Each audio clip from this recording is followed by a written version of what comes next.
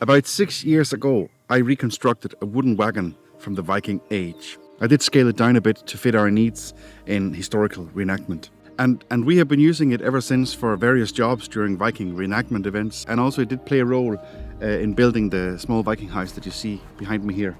And this made me curious on how the Vikings would have used wooden vehicles to transport materials and goods, and how roads and infrastructure might have been back then. So in this video we're going to explore land transport in the Viking Age through this small-scale reconstruction of a wooden wagon based on finds such as the ones from Oseberg or Dybjerg. Using this reconstruction as a starting point, we're going to examine how people may have travelled and transported goods through the Scandinavian landscape. We will investigate roads and wheel ruts, bridges, sledges, horses, wagons and different methods of transporting cargo. But we are also going to explore the landscapes such as the important Vejle Ådal and the Ravning Bridge from the reign of Harald Bluetooth. As always, thank you for tuning in. You're most welcome here on the channel. And grab yourself a drink or a snack, sit back, relax, and let's get started.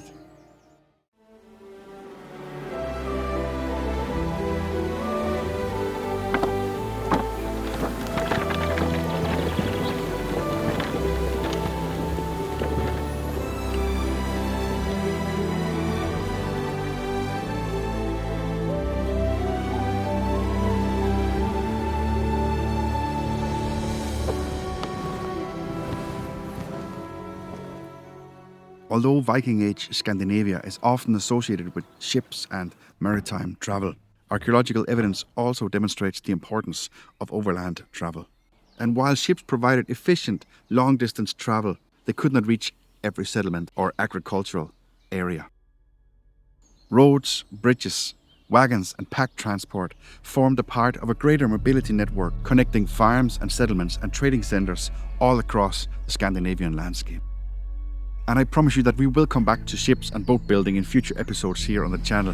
And to be sure not to miss that or any future upload, consider subscribing to the channel and don't forget to hit that little notification bell to be sure to be notified whenever there's new uploads. That would mean a lot. Thank you so much.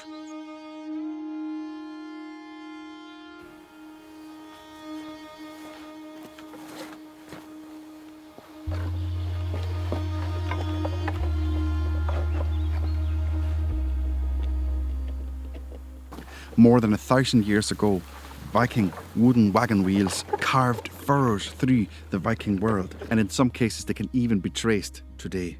This reconstruction of a Viking wagon draws inspiration on archaeological finds such as the wagons from Dybjerg in Western Jutland and in Oseberg from Norway. These finds demonstrate advanced woodworking traditions involving oak constructions, joined wheel segments, carved decoration and iron fittings. And while the Oseberg wagon may have held a ceremonial significance, it still provides a valuable insight into Viking Age vehicle construction and transport technology.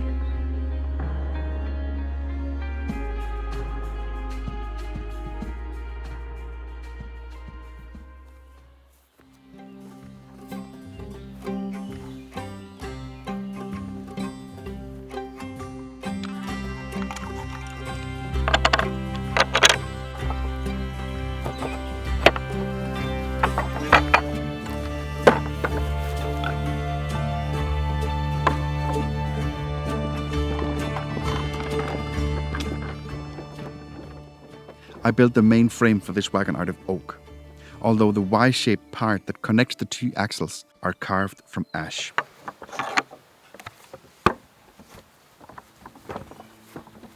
The two axles rests on carved oak pieces that then support the box on top. In the front, the axle turn on a wooden system that are connected with a large peg or dowel going all the way through the parts.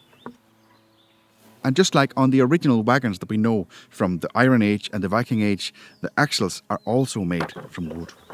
The wheel hubs are turned from red elm, just like we see on the original wagons as well. The characteristic high rims consist of 6 parts joined together, and the entire wheel is held together by friction of the spokes being driven in from the outside through the rims and all the way into the center of the hub.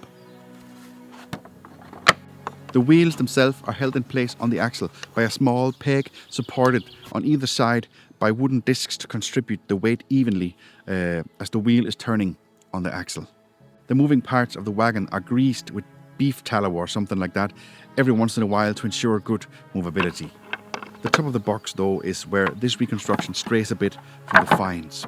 I needed something very simple that could easily be taken apart for transport and storing between events. Altogether, I believe that this is a good qualified guess as to how wooden wagons could have looked in the Viking Age. We have actually only a few complete wagons, but plenty of wheels and parts of wheels or more questionable or plausible parts of possible wagons to guess from. But altogether, it paints quite a good picture of a style or tradition of wagon making that is with clear distinctions that we can see that are similar in the different finds. So there clearly is an ongoing tradition before the Viking Age and well into the Viking Age where wagons are constructed more or less in the same fashion. And in addition to that, we have also contemporary depictions on, for example, the Bayeux tapestry and also the Oseberg tapestry that shows the use of wagons in both practical transport and in ceremonial use.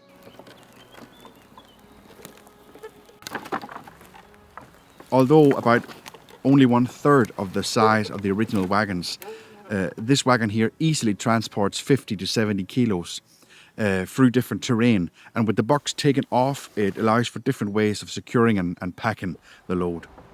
The wagon have proved surprisingly versatile with different cargoes, on everything from wooden roads to dirt tracks and gravel roads, and even through the landscape and off the beaten path.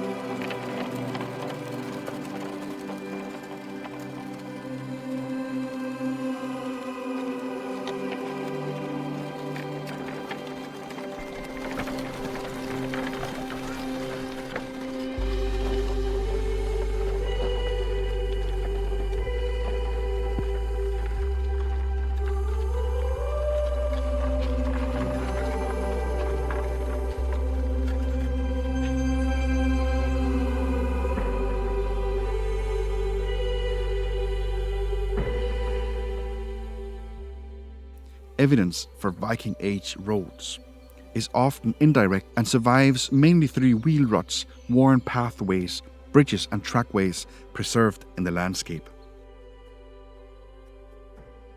Rather than formal paved roads, Scandinavian travel routes frequently followed natural terrain, such as high ridgelines or valleys or river crossings.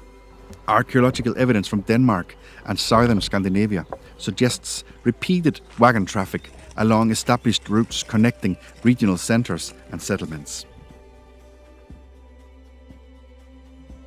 These wheel ruts form when repeated movement of heavy wheel transport gradually compresses and erodes the ground, creating parallel grooves or furrows through the landscape.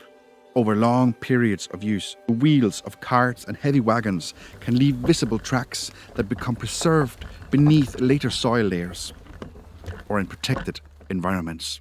And although these wheel ruts alone cannot be dated precisely, but when found along nearby settlements or bridges or even in relation to other archaeological material, they do help to recreate or reconstruct local transport systems and overland travel routes in early medieval Scandinavia.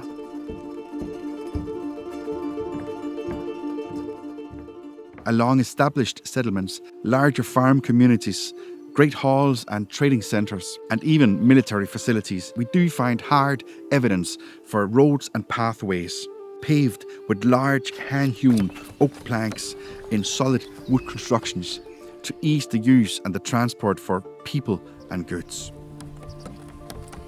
We see raised platforms and docking areas in relation to harbours, and even raised wooden bridges over wetlands and crossing rivers. During the reign of Harald Bluetooth or Harald Blåtand in the Yelling dynasty, we do see some of the most remarkable wooden structures, manifesting the political and military power and the strategic overview of the ruling class.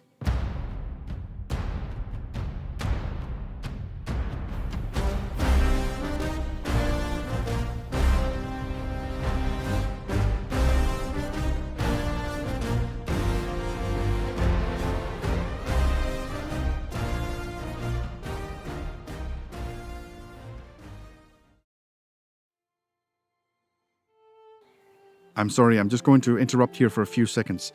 I spend a lot of time, energy, and in some cases also money in making videos like these. And if you want to support the channel even further, please consider heading over to Patreon. At least once a month, I upload a video to Patreon exclusively for the people over there on Patreon.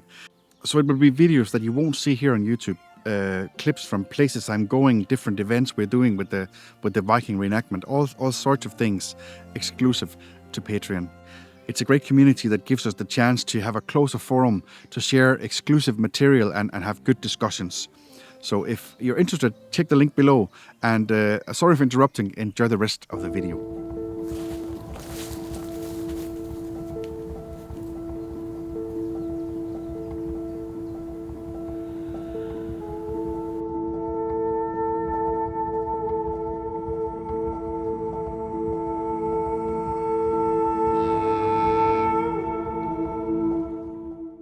Vile Odale, or the Vile River Valley system, formed an important natural corridor through eastern Jutland during the Viking Age.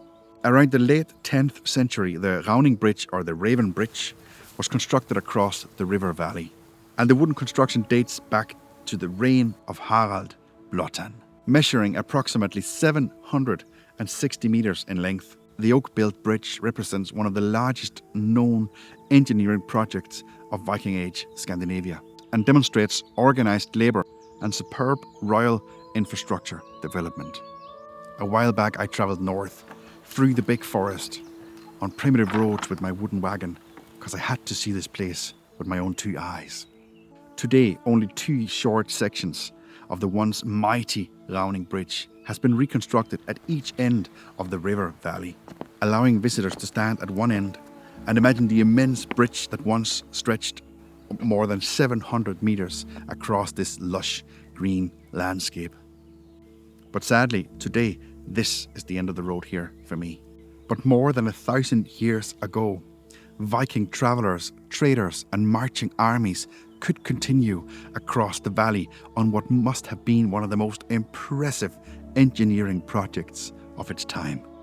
Standing here today gives a deeper understanding of how landscape shaped the natural routes through Jutland, and why bridges and royal roads and ring fortresses were strategically placed exactly where they were.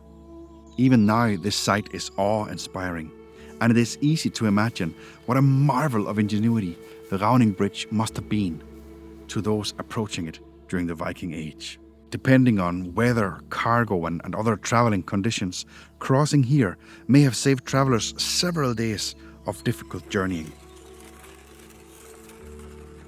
And it is also easy to imagine that kings and local rulers could profit greatly by controlling movement and taxing such an important crossing.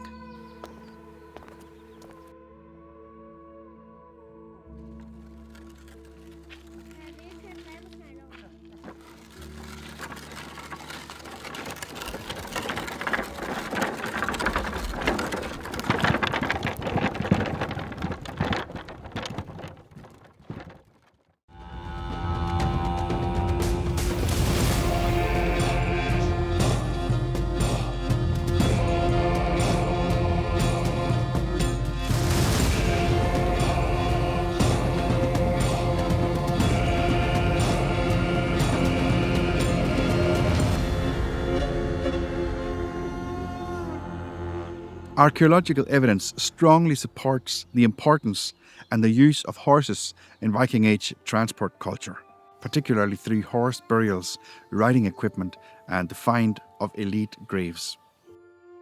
Evidence for ox-drawn wagons is more indirect, inspired from broader agricultural practices and parallels across early medieval Northern Europe.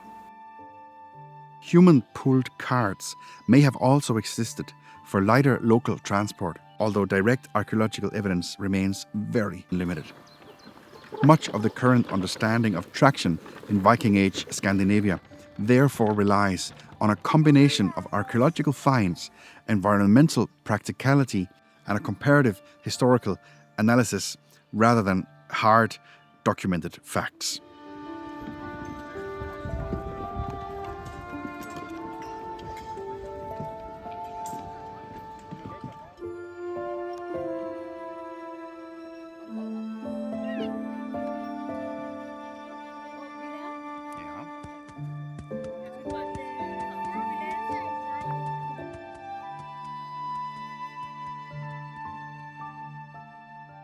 Evidence of a possible backpack from the Gokstad ship burial, finds of various containers made from bark or wood or clay or even textile, combined with the remains of cargo nets, can help us to see transport in a much smaller scale as well. Cords, ropes and netting are well documented in the Viking Age archaeology and are commonly interpreted as multifunctional tools for securing and transporting cargo. Cargo nets would have been used on ships or sledges and wagons to stabilize loads, while rope systems would have helped distribute the weight or to bundle goods such as food, textiles or trade items. Sledges, skis and winter transport is something that we will definitely be coming back to in a future episode. Be sure to subscribe, hit the notification bell and be sure not to miss any uploads in the future.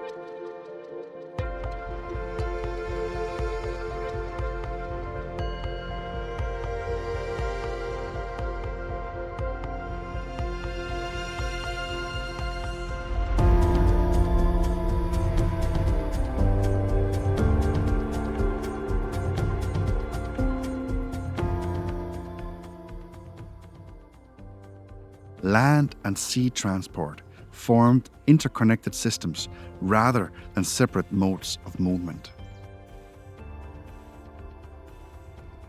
Roads, bridges, river crossings, wagons and pack transport linked inland settlements to harbours and waterways, allowing people and goods and armies to move freely across the Scandinavian landscape.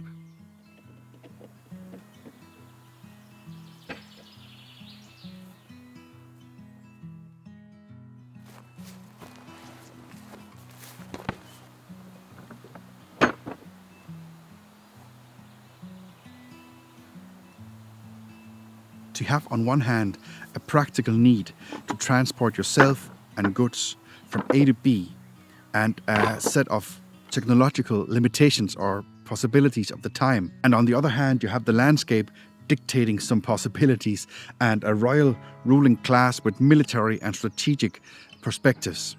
It is altogether starting to paint a larger picture for us.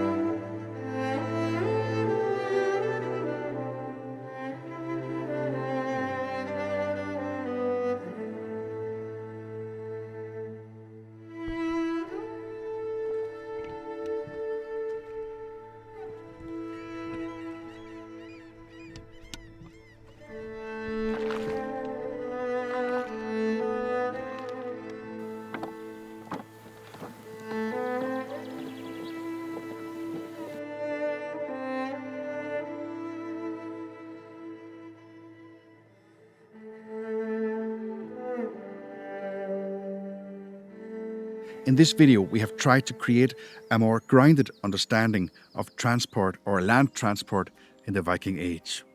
The reconstructed wagon serves not only as a model of historical technology, but also as a very practical tool to explore how landscape, infrastructure and transport shaped everyday life in early medieval Scandinavia. This wooden wagon, although built only a third of its original size, being pulled by me and not by a pair of oxen, and mostly used in a recreative setting, still gives me a good sense of the larger scale, the importance of transport and infrastructure, and the value of a vehicle like this in a time where everything served a function and nothing was taken for granted. And sincere human intention and remarkable craftsmanship decided how time, energy, and materials were used. And just like that, we've come to the end of this video. I hope you enjoyed the video. I hope you had a good time watching. As always, if there's anything you want to comment on, if there's questions you want to ask, I'm very happy if you want to write them in the comment sections below. And in time, I will get back to you and answer to the best of my ability. This is by no means a complete archaeological study. It is just a way to try to get a better understanding of a certain aspect of the Viking culture. And I do this best by just getting my hands involved, practical reconstruction, and by getting some real life experience with the things. Please consider subscribing to the channel. It's a great way to help spread the message and keep this project growing. That would mean a lot for me. Take good care of yourself and the people you love. It's a crazy world out there right now. So yeah, stay safe and I will see you soon.